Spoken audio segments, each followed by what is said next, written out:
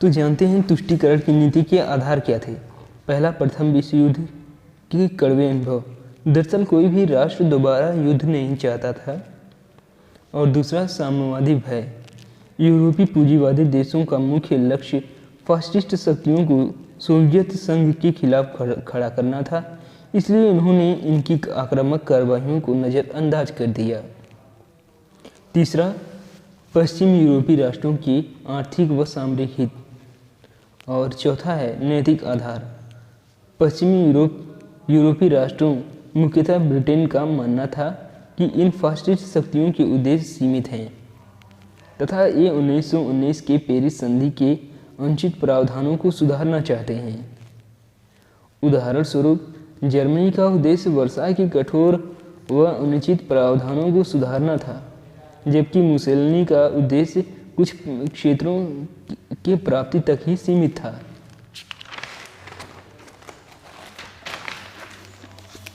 इनकी आकांक्षाओं की पूर्ति के बाद ये शांत हो जाएंगे। तुष्टीकरण की नीति के परिणाम।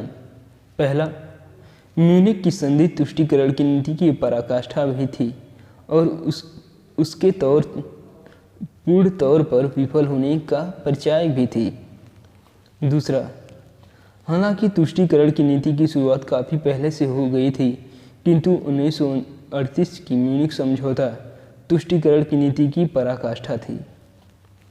तुष्टीकरण की नीति का सबसे बड़ा दुष्परिणाम यह रहा कि इन फासीवादी ताकतों का मनोबल व महत्वाकांक्षा लगातार बढ़ती गई और इन्होंने आक्रामक कार्रवाइयों को बल दिया, जिसकी परिणति अंततः द्वितीय विश्व युद्ध में हुई। आइए जानते हैं द्वितीय विश्व युद्ध के बारे में। इसका कारण क्या था? इसके दो कारण थे। पहला, आधारभूत कारक और दूसरा तत्कालिक कारण। आधारभूत कारक में पहला पेरिस शांति सम्मेलन, या जिसे वर्साई की संधि भी कहा जा सकता है।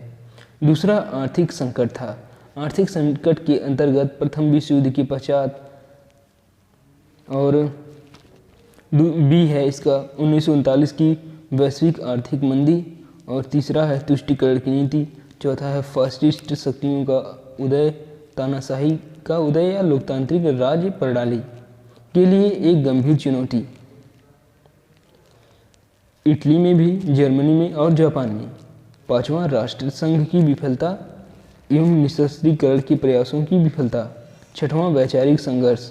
पूंजीवादी देश ब्रिटेन, फ्रांस इत्यादि, साम्यवादी देश रूस और फासीवादी देश जर्मनी, जापान, इटली और जर्मनी।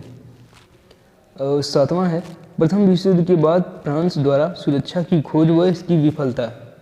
और तत्कालिक कारण में जर्मनी द्वारा पोलैंड पर आक्रमण था। द्वितीय विश्व युद्ध के परिणाम। द्वितीय विश्व युद्ध के परिणाम वैश्विक संदर्भ में भी देखा जा सकता है, यूरोप के संदर्भ में भी और एशिया के संदर्भ में भी। वैश्विक संदर्भ में इसका पहला परिणाम हुआ कि संयुक्त राष्ट्र संघ की स्थापना हुई और दो महाशक्तियों का उदय, जैसे द्विध्रुवी विश्व की स्थापना हुई।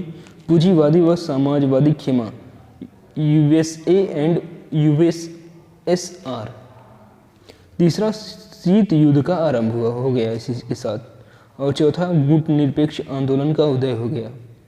पांचवा, तृतीय विश्व का उद्भव हो गया, जिसे विकासशील देशों में गिना जाता है। छठवां, उपनिवेशवाद का पतन हुआ। और सातवां, मानवाधिकारों के युग की शुरुआत हुई। यूरोप के संदर्भ में भी इसे देखा जा सकता है, जिसे फांसीवादी शक्तियों का पतन हो गया। यूरोप में राजनीतिक मानचित्र में परिवर्तन हुआ, शक्ति संतुलन में परिवर्तन हुआ। पूर्वी यूरोप में साम्यवाद का प्रसार हुआ। और पांचवा, यूरोप का विभाजन हो गया।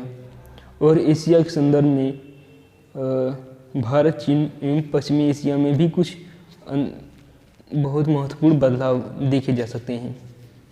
तो धन्यवाद।